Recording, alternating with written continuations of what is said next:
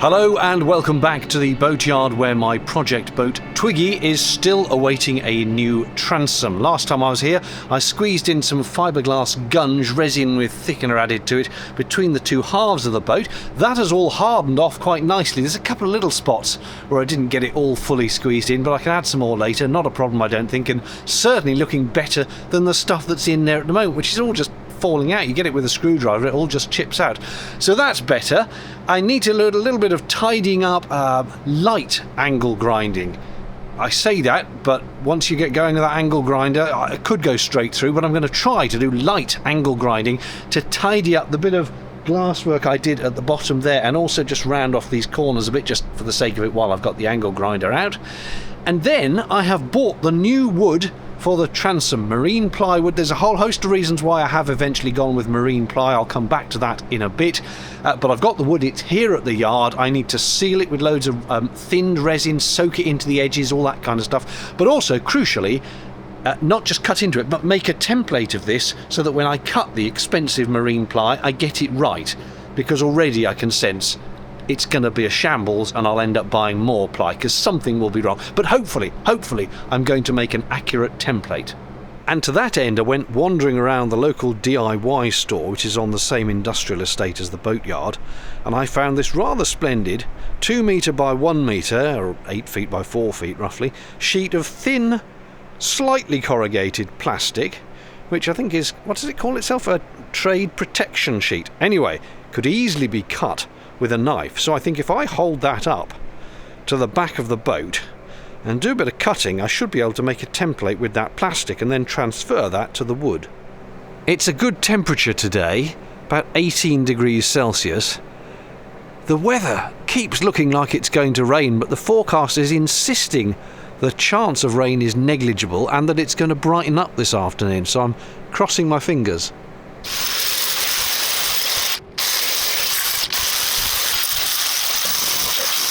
I have done a certain amount of sanding there with the angle grinder, which when applied with a light touch does a very nice job actually. I've smoothed off this corner here, which I hadn't done before. I had smoothed the other one with the normal sandpaper sander, but actually the angle grinder's done a nice job without going through, you'll be amazed to hear. But it does clearly need a little bit of extra filler. The filler gunge I made up in the last video, I need to apply that to this side, because if I recall rightly, I put some on that side and I pretty much had run out, so this hadn't had any. So there's a few little holes and things and bits where it could do with a bit of fillering. Ultimately, remember, this is all going to be wrapped in new fiberglass once the new transom is on, but just to make that corner nice, I'm going to mix up some of that filler. Probably not today, but at some point. So I've done all the sanding now. I'll do a bit of vacuuming and then I'm ready to start making my plastic template for the transom.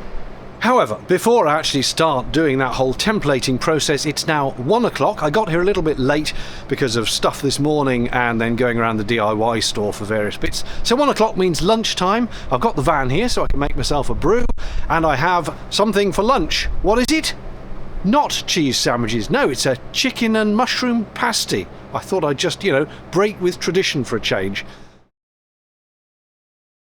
I am lunched and the time has come to start making the transom template. I must confess, I haven't quite worked out how exactly I'm going to hold this sheet up against the transom so as to make a template. It just struck me that surely I will need a template. I don't just want to start cutting into expensive wood. So make a template, but I need to hold it up against that, but I don't know how I'm going to hold it in place or even account for the different protrusions on the transom that will get in the way. I'm not quite sure. Maybe I'm going to do some experiments and we'll see what works. I am wondering whether if I just hold it up so that the top of it just touches there, then it would be flat against the back, and I ought to be able to stab a knife into it and trace the contours of the opening, and that would give me.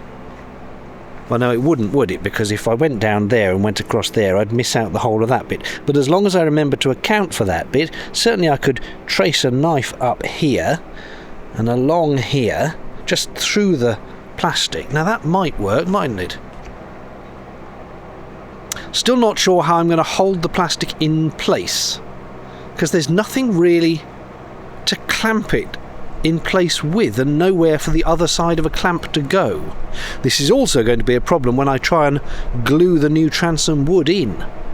See, on a lot of these transom repair videos, people don't have an upper superstructure of their boat, so they just hook clamps over and clamp through. Well, the only bit I've got that I can do that with is this bit. So I'll be able to have a clamp here if I find some long enough clamps that go down far enough, and then perhaps put a bit of wood here that pushes the whole thing in. I'm not entirely sure.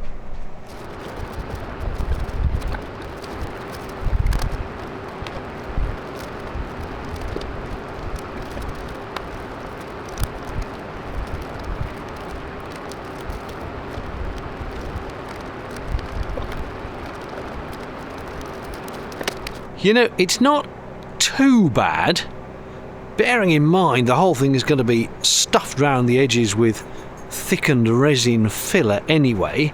I mean, I can see that, yes, I made a little mistake there, but I can just follow that line up, that's fine. And that's not too bad, I don't think. Need to make some allowances for there. Hello, doggy. That needs to get folded down into there somehow. I need to allow for that middle bit, and we need to fold down this edge. But all in all, I don't think that's not bad. Look, that fits in there quite well. So I think that's going to work.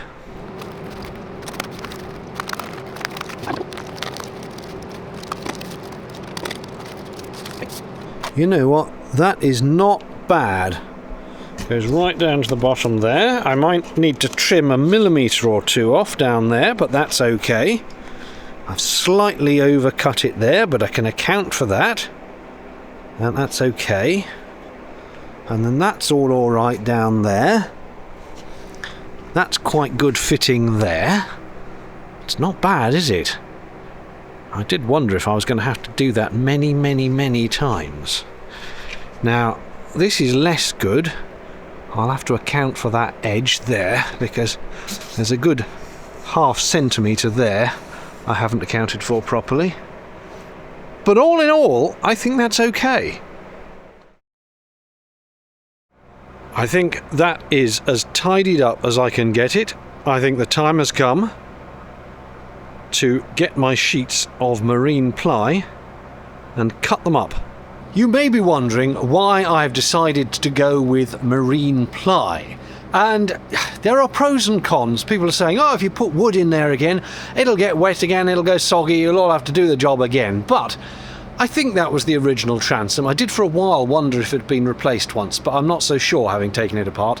And the boat's 50 years old, so clearly the original wood lasted for 50 years. Secondly, marine ply is, as these things go, relatively inexpensive, and I'm going to absolutely ladle it with vinyl ester resin and let it soak into the edges and waterproof it as much as I can. Plus, once it's in there, it's going to be surrounded by fiberglass, loads of gunge. It should be as watertight as you could hope for a thing to be. The ultimate board to use would be Coosa board, and that's an American product, it seems. I contacted the UK and Ireland distributor, for there is only one, and they said, well, you can either buy in massive bulk, or if you just want one bit for DIY, we've only got these sizes, and the sizes they had were not the right sizes for me, so I can't get hold of a correctly sized bit of Coosa board. And then various people said, why don't you use this kind of plastic or that kind of plastic, and they were just random bits of plastic which may or may not have the right kind of compressibility, bearing in mind the engine is going to be pushing against this. You don't want anything that's got compressibility, it wants to be solid. So the answer is marine ply is often used, it's straightforward to get hold of, it's straightforward to cut. I'm going to absolutely lather it in resin, and you know what, if it can last 10 years, frankly, it won't quite outlive me, but you know what I mean. That's plenty of time for this boat, which is already 50 years old or so. When was this made? 1970 something. So I think all in all, I'm going to go with what I could get hold of and what I can work with, and that is some marine ply. And there we have one, as it turns out, quite heavy piece of 18mm thick, 2 metre by 1 metre Marine Ply, certified apparently, to whatever these certifications are. All the EN numbers and BS numbers and goodness knows what. BS 1088, I think that's the crucial one. Is eucalyptus. Is that how you spell eucalyptus? Anyway, there it is. That's the 18mm piece, and I've got a 12mm piece as well, which hopefully together are the right thickness. Now the weird thing is, the thickness at the top here is 30mm. The thickness at the bottom here is 30mm. But at the bottom in the middle, it's 35.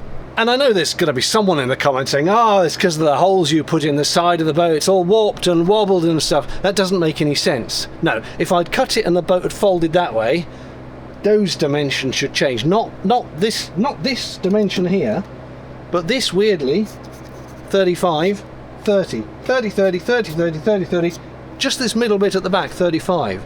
So I'm going to have to put fiberglass on it, I guess, to gently graduate it from the 30 to the 35, and then from here 35 back to 30 again, which is a funny sort of shape. And I don't know, I'll cross that bridge when I've actually cut the blooming transom and stuck it in.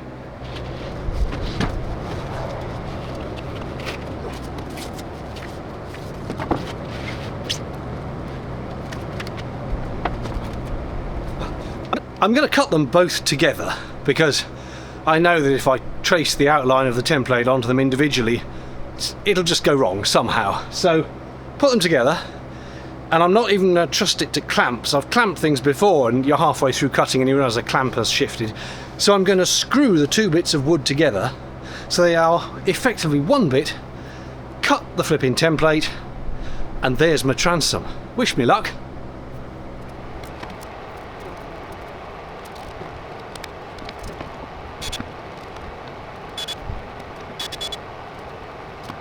Right, with the two bits of wood now screwed together with 4 screws, I can cut round the whole lot, and as you have discovered, I've got enough spare wood here to make a second transom if this all goes horribly wrong. So that's a relief.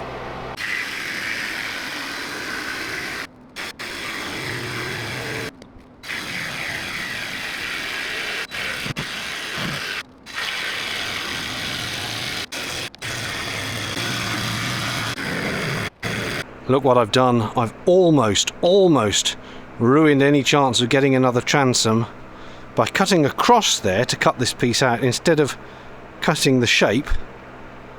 I have almost not left enough space for another transom, but if I did the other one at this slight angle, I could still get it, but I'm going to have to come down and round to allow for that in my cutting. Oh, blimey.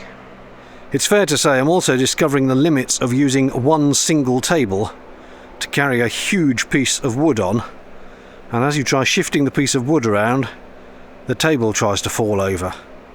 Now it's a good thing I didn't go with my nearly original plan of just cutting that line straight up, because that would have ruined the second transom plan as well. So I need to be able to just cut across there and round there whilst keeping it on the table, and that means I want the middle of the wood off the middle of the table. It's proving rather troublesome. A conveniently placed waste bin has come to my aid. It's now propping up that end of the wood. There's now a gap underneath the wood, and the table is over there. It's a little bit wobbly, but it'll have to do. All I need to do is just finish cutting out this bit where the outboard motor would go, and then I can do a test fit.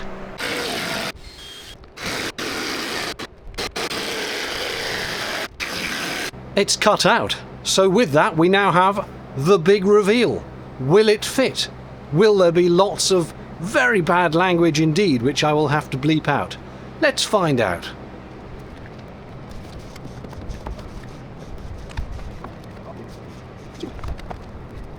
I'm clearly going to have to unscrew the two halves. I was hoping it might just have enough angle of dangle to get in there, but no.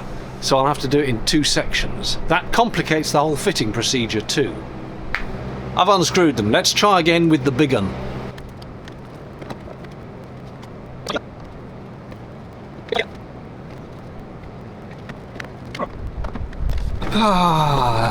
This is slightly annoying because if I'm going to re-screw them together every time I test it and then unscrew them to test it with the one and screw them together so as to make them the same, no, I'll have to do it with the one, won't I, and change that. So the whole screwing together thing may have been a waste of time anyway, because I'm going to shape the one now to fit and then contour the other one to match that. Yeah, we'll get there. Well, it's all going to be full of blooming resin anyway to fill up any holes. As long as it fits in the blooming back, frankly, that's sufficient. There is one small hiccup in that I have run out almost of power on my DeWalt tools, and yes, I do have mains here. I've got the van here, it's got an inverter and things, but they're battery powered. I need to charge the batteries and wait for them to charge. It's now 4 o'clock in the afternoon. It's getting on. I'm going to have a little go, see what I can do, but I think I may be shortly having to call it a day, and I'll come back at the weekend. It's Wednesday today. I'll come back on Saturday or Sunday, I think.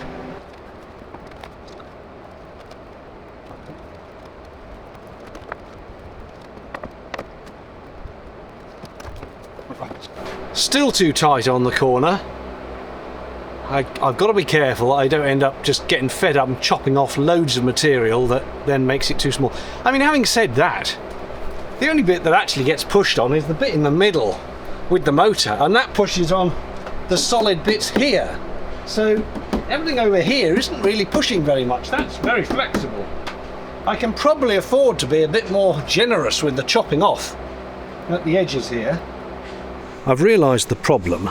If you look down that cavity at the edge furthest in to the boat, i.e. that way, in fact let me point it, there is a little curved lip of resin. So it's a little curved bit which is obviously sticking out and getting in the way. So I need to bevel off the bottom edge of my transom. Unfortunately, I don't have a router, so I'll have to do it the old-fashioned way with a sander.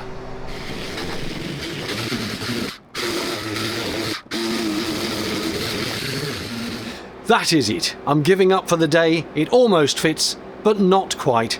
There's a lot more tweaking and sanding and beveling and chipping away at the wretched thing until it goes in.